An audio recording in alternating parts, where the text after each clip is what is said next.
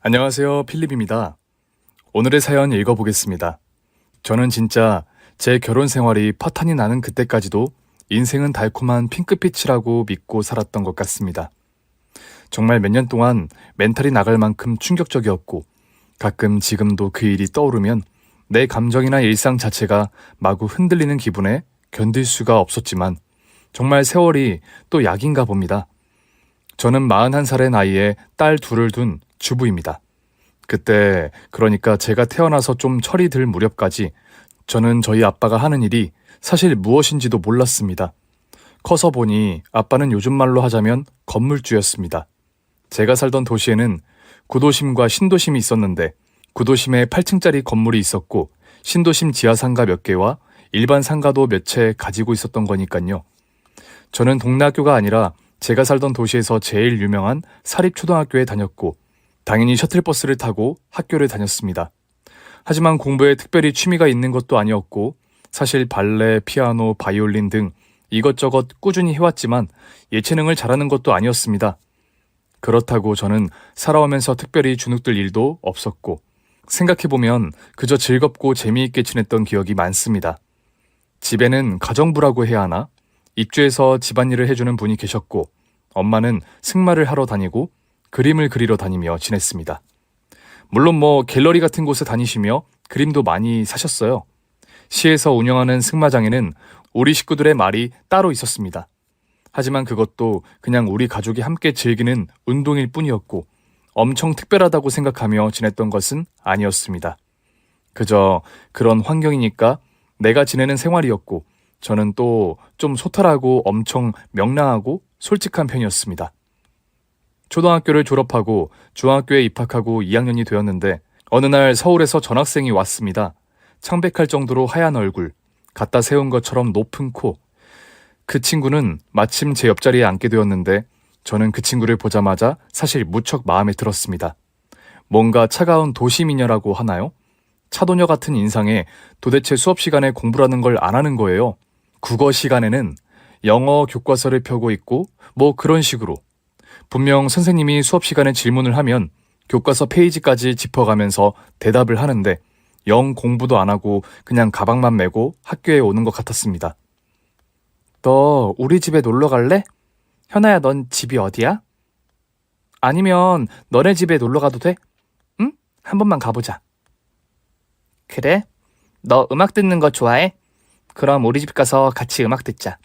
그렇게 찾아간 현안의 집은 시장 근처에 있는 기와집이었는데 살면서 그때까지 저는 기와집을 처음 봤습니다. 텔레비전에서는 지나가다 본 적은 있지만 현안의 집 대문을 들어서는데 고개를 약간 숙여야 하는 게 엄청 인상적이었던 기억이 납니다. 현안의 엄마는 보이지 않았고 기역자로 된 집 끝방이 현아의 방이었습니다. 책상도 없고 그냥 턴테이블 하나와 책꽂이 하나 그리고 침대가 놓여 있었습니다. 현아가 좋아하다는 하드락을 들으며 벽에 기대 가만히 앉아 있었습니다. 뭔가 우수에 젖은 현아의 그런 옆모습이 무척 아름답다고 생각했던 것 같습니다. 현아는 사실 어떤 옷을 입어도 좀 스타일이 살아있었습니다. 그렇게 우리는 점점 단짝이 되었고 현아의 부모님이 이혼을 하게 되어 엄마와 함께 엄마 고향인 우리 도시로 이사 온 사실도 나중에 알게 되었습니다. 기억나는 건 아빠가 퇴근했는데 가죽 혁대를 풀어서 엄마를 막 때리던 장면이야. 근데 엄마는 아무 소리도 못 내고 맞기만 했어. 옷장 안에서 인형놀이를 하던 나는 그냥 멍하게 보기만 했던 거. 아니, 아빠는 엄마를 왜 때린 거야? 그런 건 나도 몰라. 엄마한테 물어본 적도 없고. 내 동생은 이름이 재현인데 그 애는 아빠하고 새엄마하고 살고 있어. 아, 우리 재현이 너무 보고 싶다. 이혼이 뭔지 사실 태어나 제가 처음 들어본 단어이고 뭔가 씁쓸하고 불안해 보이는 현아는 제게는 늘 매력적인 친구였습니다. 말수도 적은 편이었고 좀 우울하다고 해야 하나? 그랬지만 책도 많이 읽고 음악을 무척 많이 듣는 현아는 늘 내가 가장 소중하게 생각하는 친구였습니다. 고등학교는 서로 학교가 달랐지만 우리는 거의 주말마다 만났고 독서실을 가도 딱히 공부는 하지 않았습니다. 현아네 집으로 가서 지난주에 현아가 들어서 좋았다고 하는 음악을 같이 듣거나 좋았던 책의 구절이 뭔지 다시 읽어보거나 그렇게 시간을 보냈습니다. 대학이요?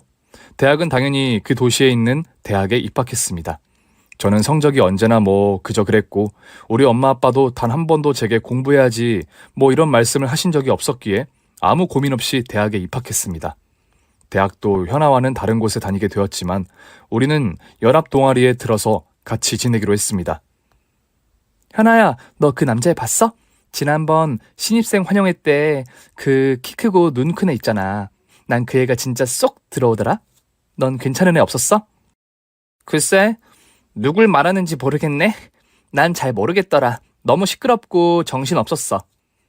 사실 어떤 동아리인지가 중요한 게 아니라 대학 연합 동아리를 같이 든 거였는데 그곳은 봉사 동아리였습니다. 저는 처음부터 딱 찜해둔 남자애가 있었습니다. 쟤랑 사귈 거야. 그러다가 그건 곧 쟤랑 결혼할 거야가 되었습니다. 물론 그 남자는 제 말처럼 저와 곧 사귀었고 저와 연애도 하면서 그렇게 즐겁게 대학 시절을 보냈습니다. 마침 사진에 취미가 있던 저는 아빠가 사준 차에 현아랑 제 남친이랑 셋이 출사도 나갔고 암시를 구해달라고 아빠한테 졸라서 학교 근처에 암시를 얻었습니다. 찍어온 사진을 현상하고 우리끼리 사진 작가인 양 온갖 폼을 잡으며 그렇게 재미있게 대학 시절을 보냈습니다. 그때는 사진은 모두 필름으로 찍던 시절이었는데 저는 사진 찍는 게 그렇게 재미가 있었습니다. 사진을 찍으러 가는 장소는 대부분 정말 아름답고 감동적이었고 그렇게 사진을 찍고 돌아와 현상에서 다시 볼 때 그때 또 한 번 여행을 떠나는 기분이 들었거든요. 정말 중독되듯이 열심히 사진을 찍었던 것 같아요. 물론 제 남친 그리고 현아와 함께 말이에요. 현아는 좋다는 남학생들도 많았지만 길게 연애를 하지 않았어요. 공부요? 공부는 저는 딱히 하지 않았어요. 현아는 늘 저와 비슷하게 그렇게 지냈고 남자친구는 그래도 자기 앞가림은 하면서 지내는 것 같았어요. 사실 저만 돈이 많았고 저는 사실 돈 쓰는 재미랄까? 그걸 내 사랑하는 남자친구와 단짝과 함께 쓰는 게 너무너무 즐겁고 행복했던 것 같아요. 난 너희들하고 노는 게 더 재미있어. 이번에는 어디 가? 우리 천수만? 그럼 거기는 철새 찍으러 가? 철새도 찍고 돌아오는 길에 꽃지 해수욕장도 들르자. 해질 무렵에 가면 작품 하나 찍겠던데? 와, 신나겠어. 우리 안면도에서 대하구이 먹자. 어때? 운전을 좀 오래 해야 하니까 난 오늘 가서 푹 잘게. 우리 내일 새벽에 만나자. 우리 셋은 그야말로 죽이 척척 맞았습니다. 늘 일을 저지르는 건 저였고 묵묵히 같이 따라주고 재미있어 하는 건 현아. 수고로운 허드렛 일을 다하며 행동에 옮기는 건 사랑하는 내 남자친구였습니다. 대학에 들어가면서 아빠가 사준 내 차는 거의 남자친구가 운전을 했고 대학 내내 우리는 그렇게 어울려 즐겁고 재미있고 행복하게 지냈습니다. 현역 복무 대신 짧은 군 생활을 하게 된 남자친구가 4학년으로 복학하자마자 우리는 결혼을 했습니다. 저랑 같은 학년이다 보니 제가 먼저 졸업을 한데 정말 어서 빨리 결혼할 날만 기다리고 있었거든요. 사실 졸업할 때부터 결혼하고 싶었어요. 결혼할 거예요 하면서 아빠 엄마를 졸라 결혼을 했는데다 혼수니 아파트니 이런 것도 다 우리 아빠가 마련해 주셨습니다. 남자친구는 아직 학생이기도 하고 집이 또 가난한 편이었거든요. 하지만 돈은 우리 집이 있으니까 문제될 게 하나도 없었습니다. 남자친구는 울 부모님도 정말 정성을 다해 모셨고 늘 아들인 울 오빠보다도 살가웠습니다. 결혼에 관한 모든 준비를 우리 집에서 다 하니까 시댁에서는 엄청 미안해하면서 또 고마워했습니다. 아이고, 이렇게 고마울 때가 우리 애 졸업하고 자리 좀 잡으면 해도 될 텐데 그러려면 또 한 세월이고. 아이고, 고맙습니다, 사돈어른. 우리는 겨우 밥 먹고 살기도 바빠서 아무것도 없습니다만 아들 한 놈 더 생겼다 생각하시고 잘 거둬주십시오. 저희는 그저 고맙게 생각하고 애들만 잘 살면 됩니다, 그저. 무슨 말씀을 그렇게 하세요. 장인 장모님이 얼마나 좋으신데요. 저는 부모님 모두에게 잘하는 효자 사위, 효자 아들이 되겠습니다. 이렇게 고마울 때가 있습니까? 저희 애가 결혼을 하자고 서둘러서 준비하다 보니 좀 두서가 없습니다. 제가 안 그래도 따로 만나서 말씀드리려고 했는데 저희가 조그만 상가가 또 하나 있는데 그 위에 가정집이 지금 비어 있습니다. 괜찮으시면 거기로 들어가셔서 사셔도. 이거 참 괜한 말씀을 드리는 거 아닌가 싶어 좀 걱정이 됩니다만. 아이고, 이런 고마울 때가 있습니까? 아이고, 진짜 고맙습니다. 저는 그저 며느라기를 공주님이다 생각하고 지내겠습니다. 둘이만 재미있게 잘 살면 되니 아무것도 신경 쓸 필요 없습니다. 근데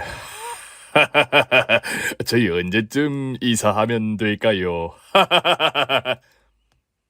여전히 집 한 칸 없이 월세를 살고 있던 시댁의 살림살이가 좀 안쓰러우셨는지 아빠는 그렇게 제안을 하셨고, 비워둔 상가 위 가정집은 아빠가 리모델링까지 맡겼더라고요. 사실 시부모님도 완전 감동하셨고, 무엇보다 남편이 너무너무 고마워하는 것이었습니다. 시아버님이 젊을 때부터 지병이 있으셔서 경제활동을 못하신 데다 남편은 고등학교 때부터 용돈을 받아본 적이 없었다고 했거든요. 우리 자기 진짜 고마워. 공주님, 내가 정말 저 하늘의 별이라도 따다 줄게. 진짜 고마워, 나의 엔젤. 남편은 평소에 나를 엔젤이라고 부르면서 모든 비밀번호는 1004라고 정해두었답니다. 몰디브로 신혼여행을 다녀왔는데 사실 현아도 같이 가자고 하고 싶었지만 신혼여행까지 같이 가는 건 아니라고 하도 부모님이 말려서 저희끼리 다녀왔습니다. 제가 예복을 사거나 예물을 고르고 신혼 가구를 고를 때도 늘 현아와 함께 셋이 다녔습니다. 현아는 진짜 자기가 결혼하는 것처럼 신중하게 고민하고 골라주었고, 저는 현아가 고르는 건 다 마음에 들었습니다. 현아는 지방 방송국에 리포터를 하면서 웨딩숍 모델을 하며 그렇게 지내고 있었습니다. 얼굴도 연예인급인데다 몸매도 진짜 괜찮았거든요. 사실 저는 특별히 예쁘지는 않았지만 다들 귀엽다고 한다고 해야 할까요? 그렇다고 성형을 할 만큼 못생긴 건 아니라서 어쨌든 현아에 비하면 좀 그랬지만 저는 주눅들 건 하나도 없었거든요. 리포터나 모델 알바를 해도 사실 수없이 많은 것도 아니었고 같이 다니면서 늘 돈을 쓰고 뭔가를 사주는 건 언제나 저였답니다. 물론 저는 현아한테 해주는 건 정말 하나도 아깝지 않았습니다. 현아네 엄마는 이혼하고 오셔서 그때부터 계속 시장 근처에서 수혜점을 하셨는데 그게 그리 장사가 잘 되는 것은 아니었고 늘 돈이 없어 쪼달리는 편이었습니다. 남편은 대학에서 경영학을 전공했는데 미국에서 공부하고 있는 우리 오빠 대신 우리 집 건물 관리를 하는 것부터 아빠가 배우게 시켰습니다. 남편은 결혼하자마자 낡은 8층짜리 건물 옥탑 사무실로 출근하며 상가와 건물을 관리했습니다. 사실 건물 관리라는 게 매일 출근해서 퇴근 시간까지 종일 일을 해야 하는 게 아니다 보니 여유 있는 시간이 많았고 집에서 노는 주부인 저와 프리랜서인 현아는 그 사무실로 일주일에 서너 번씩 출근을 했습니다. 우리 점심 뭐 먹을까? 그러지 말고 우리 오늘 부산 가서 점심 먹자. 그 호텔 뷔페 정말 맛있다던데, 응? 그럼 사무실 좀 오래 비워야 하는데 어쩌지? 그럼 내가 아빠한테 얘기해 둘게. 오늘 다른 볼 일은 없잖아. 전화 착신으로 돌리고 가자, 응? 제발. 뱃속에 있는 울 아기가 먹고 싶대. 현아야 맞지, 그치? 그래. 우리 부산 가자, 응?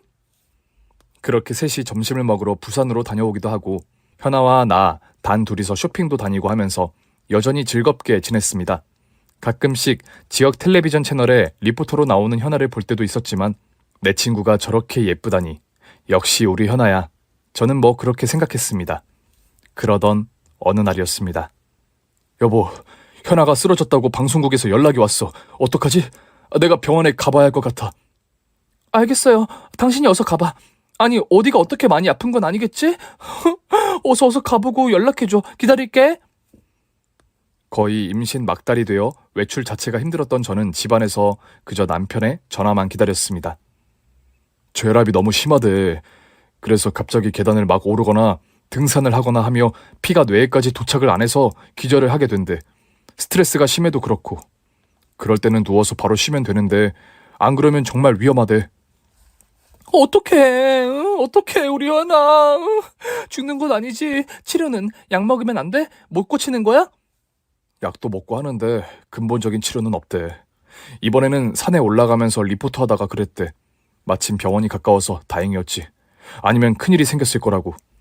어떡하지? 그럼 현아 리포터 그만둬야겠어. 그러다 죽으면 어떡해. 미주신경 실신인가 하는 병명을 알게 된 현아는 그래서 어릴 때부터 그렇게 창백했나 싶기도 했지만 그렇게 이런저런 걱정을 하는 사이 저는 첫 아이를 낳았습니다. 아이를 낳고 나니 이건 또 생전 처음 만나는 세상인지라 그만 첫 아이한테 쏙 빠져서 저는 아이를 키우느라 정신이 없었습니다. 쇼핑이고 외출이고 아무 것에도 관심이 없었고 오직 아이를 바라보며 아이를 중심으로 지내고 있었습니다. 이렇게 건물만 관리해도 되지만 외식 사업도 하나 하는 게 좋을 것 같아. 내가 좀 잘 알아보고 정리해서 아버님께 말씀드려보고 의논하고 할게. 이번에 서울에서 외식연합회 사람들하고 워크숍 있어. 다녀올게. 좋은 아이템 하나 가져올 수 있을 것 같아. 남편은 정말 우리 집 둘째 아들이라도 된 양, 아니 그 이상으로 울 아빠 건물 관리를 열심히 하면서 앞으로 하면 유망할 외식 사업까지 연구하고 고민해서 아빠에게 또 말씀드리고 뭐 그렇게 나름 열심히 지내고 있었습니다. 인맥도 더 탄탄하게 하고 공부도 더 하고 싶다면서 대학원 최고 경영자 과정에도 다니면서 말이에요. 김서방이 와인바 하면 좋다더라. 나야 뭐 잘 모른다만 그거 설명하는 거 보니 유망해 보이던데. 나도 주변에 좀 물어보고 자문을 구해보고 답을 주려고 한다. 아빠, 잘 알아보고 결정하세요. 김서방이 워낙 신중하지만 그래도 아빠 생각이 제일 중요하죠. 알겠죠? 근데 아빠 와인바 하면 엄청 잘 될 것 같긴 한데. 근데 난 잘 모르니까 뭐 그냥 김서방이 한다니까 뭐 그래요 아빠. 아유 꼼꼼하더라. 내가 혀를 내둘렀다니까. 당장 가게부터 오픈하려고 하는 게 아니야. 먼저 잘 되는 와인 레스토랑에 가서 일을 배우려고 하더라. 깜짝 놀랬잖아. 내가 원래도 참하다 생각했는데 바닥부터 배워야 제대로 할 수 있다더라. 아 그래? 그렇게 하려면 힘들 텐데 우리 신랑. 그렇게 와인바를 해보려고 본격적으로 준비하던 남편은 본인이 직접 가서 일을 배우면서 근무하는 게 아니라 내 친구 현아가 배우는 게 적격이라는 것이었어요. 하기야 뭐 저는 남편이 그렇게 남의 가게에서 몇 달씩 근무하면서 종일 허드렛 일을 하며 고생하는 것도 별로 마음에 들지 않았는데 현아가 하면 그것도 또 좋겠다 싶었습니다. 오히려 남편이 오픈할 때 큰 도움이 되겠고 현아에게도 괜찮겠다는 뭐 그런 생각을 단순하게 했습니다. 여전히 시부모님은 저희 엄마 아빠가 마련해 주신 집에서 사시면서 철철히 반찬을 해서 보내주셨습니다. 사실 엄마네 집 일하시는 여사님이 하시는 것보다 시어머님이 해주시는 반찬이 진짜 맛있었거든요. 김장철이면 그 상가 뒤에 있는 텃밭에서 직접 키운 야채들로 배추김치, 파김치, 무김치 등 각종 김치를 담궈 울 친정집으로 가져다 주셨어요. 뭐랄까 엄마 아빠도 늘 너무 고마워하시면서 인사하셨고 시부모님도 어찌나 깍듯하게 대해주시는지 저는 그냥 양쪽 부모님께 늘 감사한 마음으로 지내고 있었답니다. 어제 담근 나박김치가 그렇게 맛이 좋던데 넌 어떻든? 입에 맞든? 사돈 어른도 맛있다고 하든? 사돈 입에 맞아야 할 텐데. 요즘은 또 우엉김치가 인기라며 내가 그것도 함 담궈보려고 해. 나야 그저 사돈네랑 너네만 맛있게 먹으면 맨날 김치만 담궈도 돼. 너무 재밌어. 좋은 재료 써서 담그면 맛있다고들 그렇게 칭찬을 해주니 내가 무슨 복이 있어 너 같은 복덩이 며느리를 받는지. 너무너무 이쁘고 늘 고마워 울 며느님. 에이 어머님 뭘요. 어머님 김치 담그느라 맨날 힘드실 텐데 이렇게 말씀해 주셔서 너무너무 고마워요. 참 아빠가 이번에 차 바꾸시면서 타시던 차 아버님 드리면 어떨까 고민하시던데 제가 아니 드리려면 새 차를 사드려야지 너무한 거 아니냐 그랬어요. 저 잘했죠?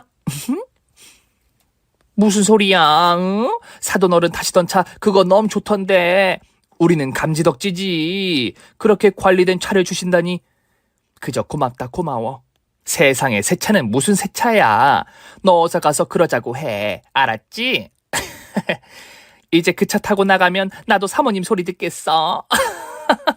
너 뭐 먹고 싶니? 이 시애미가 다 해주마. 어? 그리고 너네 친정에서 안 쓰고 버린다거나 하는 거 있음 다 우리 집에 가지고 와. 우린 새 거 아니어도 돼. 워낙 부잣집이라 쓰던 것도 다 괜찮아. 알겠지? 내한테 따로 물어보지 않아도 되니까 뭐든 좋다 나는. 그저 가져만 오너라. 많이 많이. 어머님도 참 이렇게 검소하셔서. 알겠어요. 뭐든 좋은 거 있음 어머님부터 꼭 챙길게요. 어머님 내일 고맙습니다. 어머니는 늘 그렇게 예쁘다 고맙다 복덩이라며 제게 좋은 소리만 하셨고 진짜 우리 집과 친정집 기본 반찬은 늘 도맡아 놓고 해주셨어요. 우리 엄마는 김치 장인 같으시다고 손맛 좋으시다고 늘 칭찬하셨고요. 그러던 어느 날 시장 조사를 오랫동안 하고 준비를 하던 남편이 시내 법원 근처 법무사무실이 많은 곳에 와인바를 내었습니다. 저는 그 사이 둘째를 임신했고 매일매일이 그저 행복했습니다. 남편은 남편대로 이제 외식업을 하니까 좀 더 일하는 재미도 있어 보였고 저도 뭐 애 키우는 재미에 매일매일이 좋았습니다. 외출은 예전처럼 자주 할 수 없었는데다 쇼핑하러 갈 기회도 줄었지만 애 키우다 보니 뭐 그런가 보다 하면서 살았던 거죠. 그러던 어느 날이었습니다. 친구 혜미한테 오랜만에 전화가 왔습니다. 오랜만이다. 너 애 키운다고 집에서 콕 밖에서 야, 재미있어? 안 답답해? 애 키우면 다 그렇지 뭐. 집에 한번 놀러와, 응? 너네 그 와인바 입소문 많이 났더라. 근데 현아가 사장이던데. 너네는 투자만 좀 했다며? 현아네 집에서 거의 다 되고. 무슨 소리야? 에이, 현아가 사장이라니. 미모의 여사장이라고 난리 났다던데. 예약하기 넘넘 어렵대. 나도 며칠 전에 겨우 한번 가봤는데 분위기는 좋더라. 근처 변호사들이 가서 그 와인바에 줄을 선대. 그냥 소문이 그렇게 난 거겠지. 사람들이 잘 모르니까 뭐. 이모의 여사장이면 손님이 더 많겠네. 뭐 잘 됐어? 역시 여자는 예쁘고 봐야 한다니까? 친구가 그렇게 이야기를 전해도 뭐 그러려니 했습니다. 미모의 젊은 여사장이라고 소문이 나면 어떻고 실제로는 월급 받는 매니저면 또 어떻겠냐 싶었습니다. 카페나 레스토랑 이런 데는 왜 또 얼굴 마담이 중요하니까요. 술집이나 룸사롱만 그런 게 아니고 말이에요. 그러던 어느 날이었습니다. 한 번은 남편 와이셔츠에 립스틱이 조금 묻어있는 것이었습니다. 좀 희미해서 그냥 스쳐 지나갔나 싶기도 하던데 그냥 넘어갈 일은 아니다 싶어 슬쩍 물어봤습니다. 아, 그거 홀서빙 하던 직원이 서빙하다 넘어질 뻔해서 내가 잡아주다 그런 거야. 내가 묻은 건 알았는데 따로 얘기를 못했네, 깜빡하고. 남편이 워낙 대수롭지 않게 얘기를 하는데다 나도 뭐 그럴 수 있겠다 싶었습니다. 그러던 어느 날이었는데 이번에는 여름 휴가에 맞춰 남프랑스 와인 투어를 한번 다녀오게 되었다고 하는 것이었습니다. 단골 고객인 변호사 몇 명과 의기투합하게 되었다며 같이 클래식 음악도 들으며 동호회처럼 지내는데 남프랑스 와이너리로 좀 다녀올까 한다는 것이었습니다. 자기야, 근데 넌 빨리 친해지는 거 아니야? 언제 봤다고 와인 투어를 떠나. 그리고 가게 그렇게 오래 비우면 금방 표시나. 좀 더 안정되면 나랑도 같이 가자. 집집마다 부부 동반으로 떠나는 거지. 어머, 그거 재미있겠다. 그치. 와인바에서 떠나는 남프랑스 와인 투어. 이거 아이디어는 좋은 것 같은데? 지금은 넌 빨라. 이제 오픈한 지 6개월 되었는데 무슨 와인 투어야. 그렇게 빨리 바람 들면 가게 다 말아먹어. 워워 하세요. 네? 그렇게 말은 했지만 저도 어서 애 좀 키워놓고 사랑하는 울 남편이랑 가게 손님들과 와인 투어 떠나면 정말 재미있겠다 생각을 했습니다. 그러던 어느 날이었습니다. 친구 혜미랑 신랑이 하는 와인바를 기습 방문하기로 했습니다. 껌딱지처럼 붙어 지내는 애들도 엄마랑 아줌마한테 작정하고 맡겼습니다. 진짜 완전 오랜만에 풀메이크업으로 차려입고 나섰습니다. 우리 가게 일 하느라 너무 바쁜 내 친구 현아도 좀 응원해주고 나도 사실 와인 한 잔 마시며 친구들이랑 분위기 있게 즐기고 싶었거든요. 뭐 그렇게 차려입고 나서니 야, 완전 아가씨 같다. 어서 가자, 어서 가. 얼마나 고급스러운지 너 가보면 깜놀할 거야. 내가 오픈 전에는 한번 들러봤는데 그러고는 못 가봤네? 우리 남편이 오죽 잘했겠어 뭐. 완전 최고로만 했다더라. 안 그래도 하도 예약이 많아서 회원제로 할까 그러던데. 그렇게 혜미랑 둘이 가게 주차장에 차를 세우고 가게 입구로 걸어가는데 차 한 대가 서 있는 것이었습니다. 아니 왜 가게 앞에다 이렇게 주차를 했지? 그러면서 보는데 현아가 차에서 떡하니 내리는 것이었습니다. 그러면서 나를 못 본 현아가 직원한테 이렇게 말하는 것이었습니다. 김대리, 차 파킹 좀 해 어서. 가게 앞에 이렇게 두지 말고. 아니, 사장님도 이런 사장님이 없었습니다. 어머, 너 웬일이야 연락도 없이? 어머, 어서 들어가자. 아니야. 밥 먹으러 가자. 여기 근처에 진짜 맛집이 있어. 나 배 안 고파. 어서 들어가자. 아, 그래. 배 고플 텐데. 우리 밥부터 먹자, 응? 갑자기 나타난 나를 보자 현아는 무슨 도깨비를 만난 것처럼 깜짝 놀라더니 횡설수설하는 것이었습니다. 밥은 괜찮다며 셋이서 가게에 들어서자마자 현아에게 직원들이 모두 깍듯이 인사를 했습니다. 나는 당연히 우리 가게니까 뭐 그냥 편안하게 홀을 둘러보며 괜찮네 하며 생각을 하고 있었습니다. 근데 아니 직원들이 나를 몰라보는 게 아니겠어요? 오픈 전에 왔을 때 내가 직원들하고 인사를 따로 안 한 것 같기는 한데 뭐 이따 현아가 따로 인사를 시키겠지 생각하며 그냥 있었습니다. 다들 오픈 준비하느라 바빠서. 어머, 여기 직원들이 지금 사모님 행차하신 걸 도통 모르는 것 같아. 너 어서 가서 왕사모님한테 다들 와서 인사드리라고 해, 현아야. 아, 지금이 제일 바쁠 때라서 내가 이따 봐서. 근데 너희들 진짜 배 안 고파? 가게에는 먹을 건 따로 안주밖에 없어서. 아님 우리 커피 마시러 갈까? 직원들은 일하느라 분주해서 말이야.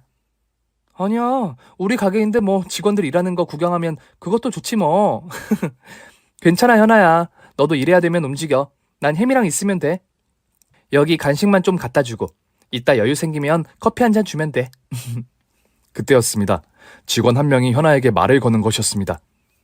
사모님, 근데 사장님은 오늘 언제 오시나요?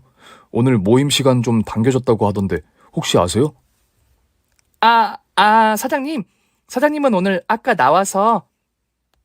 네? 사모님 그게 무슨 말씀이세요?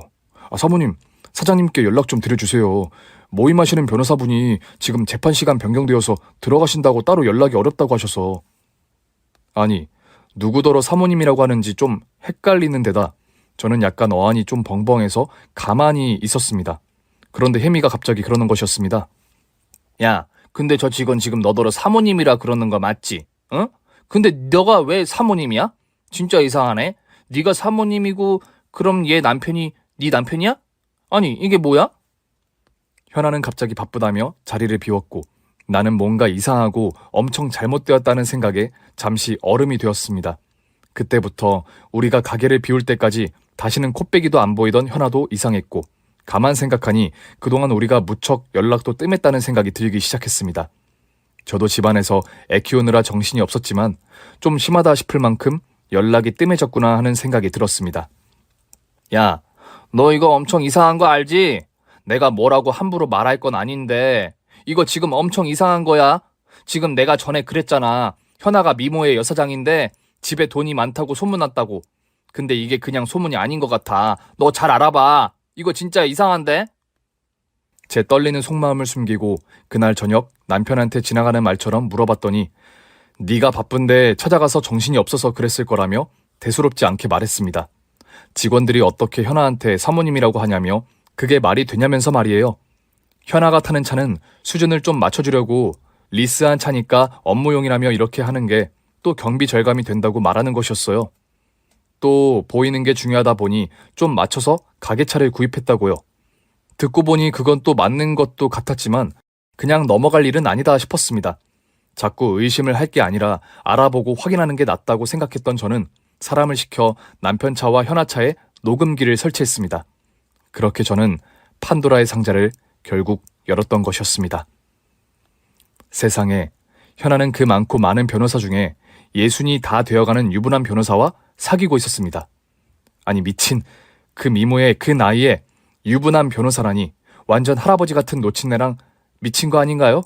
그리고 더 놀라운 건 울 남편이랑도 그렇고 그런 사이였다는 것이었어요. 아니 대체 언제부터?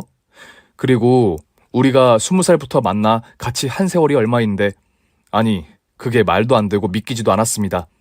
하지만 증거를 찾으면 찾을수록 점점 더 사건은 커졌습니다. 현아는 독립을 해서 살고 있는데 아니 우리 남편이 거기를 제 집처럼 드나드는 것이었습니다. 현아가 그렇게 크고 좋은 아파트에서 혼자 살고 있는 줄은 정말 꿈에도 몰랐습니다. 둘은 진짜 젊은 재력가 부부처럼 행세를 하며 지냈습니다. 저는 먼저 남편이랑 현아, 그년을 갈라놓아야겠다고 마음을 먹었습니다. 남편과 그년의 사이는 일단 제가 전혀 모르는 것처럼 말이에요. 그 유부남 변호사와 사귀면서 하도 그 늙은 변호사가 졸라 다음 달에 유방 확대 수술을 하기로 둘이 이야기한 녹음 파일을 들려주었습니다. 아니 미쳤네 미쳤어. 김변 완전 아들 결혼도 시킨 노친네인데 이게 무슨 일인지 진짜 이런 거 소문나면 진짜 안 되는데 말이야. 가게 이미지 완전 날아가. 제가 아무것도 모른다고 생각하는 남편은 자신이 받은 충격을 표현하지 않으려고 그저 변호사와 현아가 사귀는 것에 놀라는 척만 했습니다. 하지만 나중에 들어보니 둘이 싸우고 난리도 아니었다고 합니다.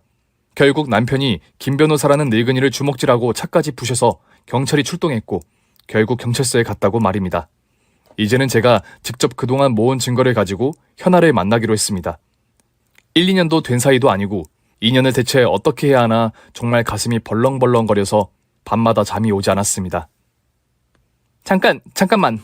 근데 원래 나랑 사귀었고 처음부터 나를 좋아했어. 근데 너가 중간에 갑자기 끼어든 거야. 그러니까 내가 너한테 양보해준 거지. 우린 친구니까. 그냥 너 행복하라고. 그러니까 나한테 따지려고 들지 마. 우리가 먼저 원래부터 사귀었었어. 네가 몰랐을 뿐. 넌 그이 아니면 안 된다고 처음부터 그랬고 결혼한다고 처음부터 노래 불렀고 난 할 수 있는 게 없었어, 진짜. 그리고 너 맨날 같이 가자, 같이 놀자 그랬지. 그 어린 내가 얼마나 힘들었겠니? 그러면서 뭐 말도 안 되는 소리를 짓거리는데 진짜 누가 가해자이고 피해자인지 분간이 되지 않았습니다. 아니 뭐 우리가 처음 만났던 게 5월이었는데 그럼 그 이전부터 사귀었다고? 그럼 그렇게 둘이 사귀다가 나랑 사귀었고 결혼을 했는데 지금껏 두 년놈은 둘이서 만나고 자빠졌고 아니 이게 무슨 말도 안 되는 귀신 연병할 난리 부르스란 말입니까? 그러면서 오히려 지가 무슨 본처 아니 조강지처처럼 나오는데 진짜 제가 입이 다물어지지 않았습니다. 내가 너 사귄다 할 때 반대한 적 있어? 없잖아. 결혼할 때도 그렇고. 난 진짜 진심 너네가 행복하게 살기를 빌었어. 내가 진짜 천사 아니니? 우리 사이에는 애도 없잖아. 다 널 위해서. 너네 가정을 위해서. 우리의 우정을 생각해서. 뭐 이런 말을 마구 짓거리는데 정말 정신이 나가는 것 같았습니다. 내가 지금껏 만나고 사랑하고 결혼하고 믿고 살고 있는 이 남자가 다 헛개비였다니. 아니 이렇게 처음부터 첫눈에 현아한테 반해서 죽고 못 살면서 왜 나하고 사귀고 결혼을 한 건지 도저히 알 수가 없었습니다. 단 한 번이라도 내게 이야기를 했으면? 아니 제가 울고 불고 매달렸을까요? 아니 그리고 그렇게 나와 결혼을 하게 되었다면? 이제는 진짜 그러지 말았어야지. 둘이 부부 행세를 하며 그러고 다니다니 지네가 무슨 죽고 못 사는 사랑을 한다고 아니 어쩌면 이렇게 무지막지한 가짜 인생을 저에게 살게 하다니 몇 날 며칠을 고민하다가 가족들에게 이야기했습니다. 엄마 아빠 역시 처음에는 절대로 믿을 수 없다는 반응이었습니다. 왜 안 그렇겠어요? 그걸 어떻게 믿을 수 있겠어요? 완전 딸의 인생 전체가 내동댕이 쳐지는 이런 이야기를 다 듣고 나자 엄마 아빠는 아무 말씀도 하지 않으셨습니다. 오빠는 그 길로 가게에 찾아가 남편을 완전 두들겨 팼고 직원들이 말리고 난리가 났는데 남편놈이 꼼짝도 못하고 맞기만 하더라네요. 여보, 내가 잘못했어. 제발 한 번만 용서해줘. 내가 평생 속죄하는 마음으로 살아갈게 여보. 제발. 울 애들은 어떻게 해? 당신, 아니 이 새끼야. 어떻게 그럴 수가 있어? 한두 해도 아니고 그때부터 지금까지 내가 당신 얼마나 사랑하고 위했는지 당신도 알잖아. 그래, 그렇게 잠깐 사귈 수 있지. 그래도 그 다음에 나 사귀고 결혼하고 애 낳고 살고 있으면 진짜 끝냈어야지 진작에. 어떻게 지금껏 둘이 밖에서는 부부 행세를 하며 그런 짐승 같은 짓을 할 수가 있어? 네가 그러고도 사람이야? 야 이 새끼야, 너랑 그년한테는 내가 돈덩어리로 보인 거야? 언제까지 속일 수 있을 줄 알았어? 평생 죽을 때까지 속이려고 했어? 내가 속으니까 재미있고 좋든? 여보, 당신 아니면 난 진짜 개털이야. 내가 앞으로 평생 잘할게. 제발 용서해줘. 이제 이렇게 떵떵거리며 살 수 없다 싶으니 진짜 안 되겠다 싶었는지 남편은 울며 불며 용서를 빌었습니다. 하지만 현아 그녀는 단 한 번도 나에게 사과를 한 적도 없었습니다. 남편 새끼는 내 돈을 사랑하고 현아 그녀는 그동안 그 새끼를 사랑하고 그 새끼가 주는 돈을 쓴 걸까요? 와이빠는 내가 폐업 신고했어. 직원 임금도 바로 정리하고 건물 관리하는 부분도 다 처리했고 이혼 서류는 알아서 접수할 테니 그런 줄 알아라. 너희는 법원에 안 가도 된다. 알겠니? 아빠, 정말 죄송해요. 네, 저는 이렇게 여기에서 더는 못 살겠어요. 정말 화병 나서 죽을 것 같아요. 그래, 좀 나가서 살자. 가서 새롭게 시작해야지. 이게 뭐 하루아침에 해결될 것도 아니고 좀 새로운 곳에 가서 새롭게 살아봐야 해. 속 끓이지 말고. 응? 그래. 새 출발하자. 응? 우리 딸. 현아, 내 인연. 네가 어릴 때 그래, 잠시 서로 사귀었어도 결혼하고 애 낳고 살면 사람이 그러면 안 되지. 머리 검은 짐승 거두는 거 아니라더니 당장 우리 앞에서 꺼져! 그리고 타던 차, 아파트 다 정리했어. 다시는 우리 앞에 나타나지 말고 너 살고 싶은 대로 살아. 아니, 저한테 왜 이러세요? 돈 좀 있으면 다예요? 나도 평생을 양보하면서 살았어요, 애한테. 저한테 위자료 주셔야 해요, 네? 아니, 어디 이 정신 나간 또라이년이 위자료라니요? 옆에 가만히 앉아 계시던 울 엄마가 현아 그년 머리채를 잡고 바닥에 패대기를 쳤습니다. 이년아! 내가 널 얼마나 이뻐했니, 어? 터진 입이라고 자꾸 짓거리지 말고 썩 꺼져, 어? 쇠고랑차게 할 수도 있는데 정말 봐주는 거야. 현아 그녀는 본인이 평생을 참았고 이렇게는 못 꺼진다며 분하다고 난리를 피웠습니다. 그 와중에 자기 아들 팼다고 맨날 김치해주던 시모가 나타나 또 난리를 피웠습니다. 아니, 내 아들이 뭘 잘못했다고 그렇게 때려, 어? 내가 다 고소할 거야. 울 아들 때린 당신 아들 쳐넣을 거야. 이 불안당 같은 집구석. 돈만 있으면 다야, 어? 울 아들이 저 여우 같은 년 꼬임에 넘어갔지. 아니, 울 아들이 무슨 죄야?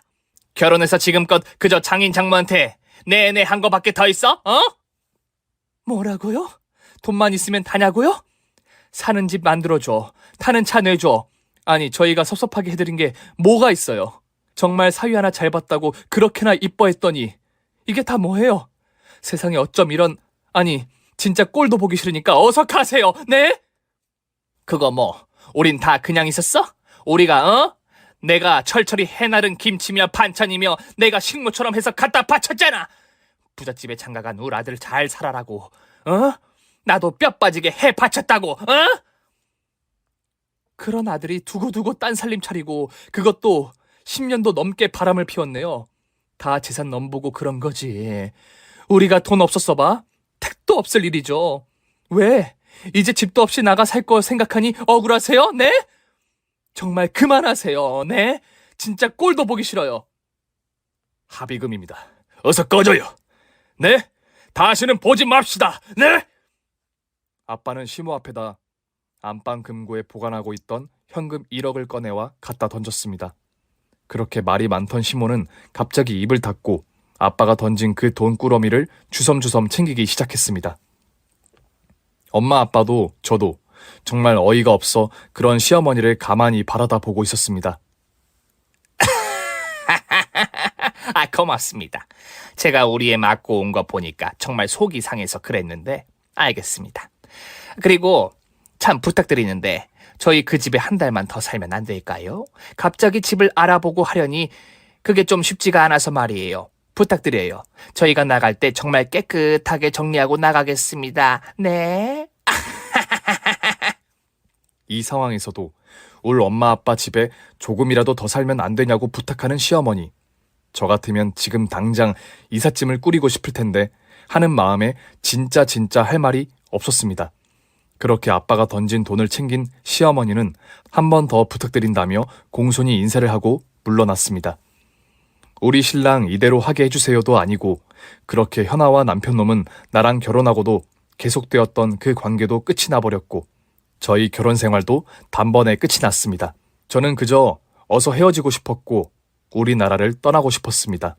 일단 떠날 준비를 하는데도 시간이 좀 걸렸고 지금은 무사히 미국으로 건너와 아이들과 함께 살고 있습니다. 평생을 그렇게 울 부모님 돈으로 떵떵거리며 살 줄 알았는지 따로 돈을 빼돌리지도 못했고 그저 좋은 차, 좋은 거 먹고 마시고 쓰며 지냈더군요. 소문에 들어보니 그놈은 그동안 쓰던 씀씀이가 있어 대출받아 또 펑펑 쓰며 지내다가 결국 대출빚 때문에 막노동도 하고 택배일도 하고 그렇게 근근히 살아가고 있다고 하더군요. 현아요? 현아 그년 소식은 저도 못 들었어요. 저한테 마치 그 새끼 양보해준 것처럼 당당하게 굴던 거 생각하면 진짜 지금도 치가 떨립니다. 아마 저한테는 죽을 때까지 잊지 못할 일이겠지만 어쩌겠습니까? 이것도 다 지나간 일이고 저도 살면서 잊어야겠지요. 계속 기억하고 되새겨서 뭐 하겠어요? 정말 구질구질하고 쇼킹하고 세상에 이런 일이 싶은 제 이야기 들어주셔서 감사합니다. 모두들 건강하시고 행복하세요. 오늘의 사연이었습니다. 저 필립은 이만 물러갑니다. 여러분 행복하세요.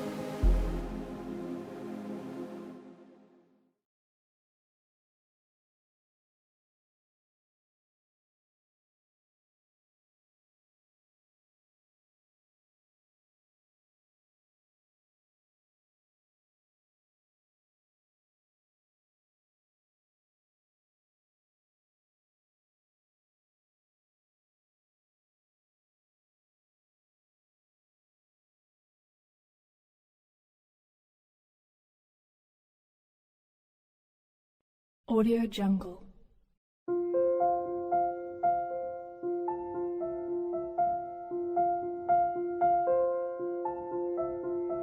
Audio Jungle.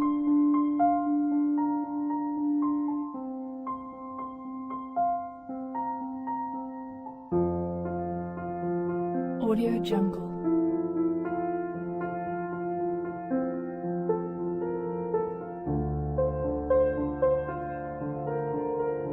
Audio Jungle.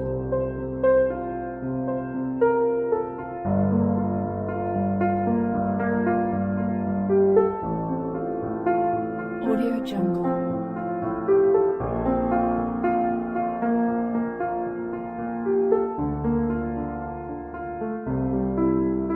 Audio Jungle.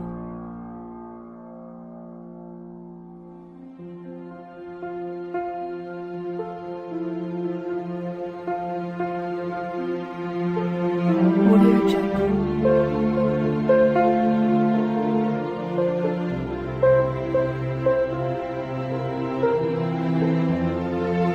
Audio Jungle.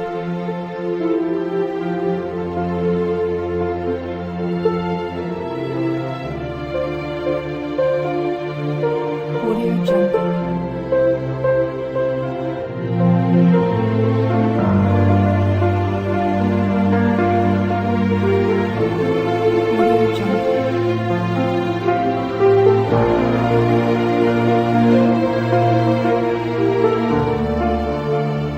Audio Jungle. Audio Jungle.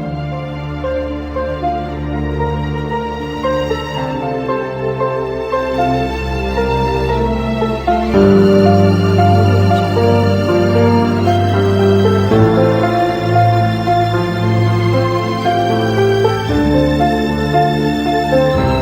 Jungle. Audio Jungle.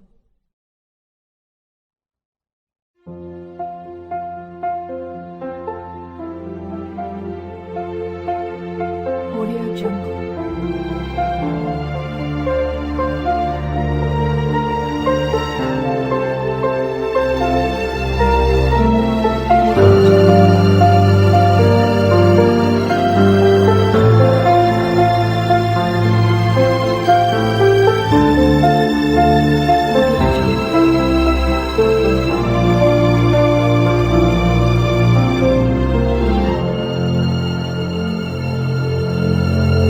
Jungle. Audio Jungle.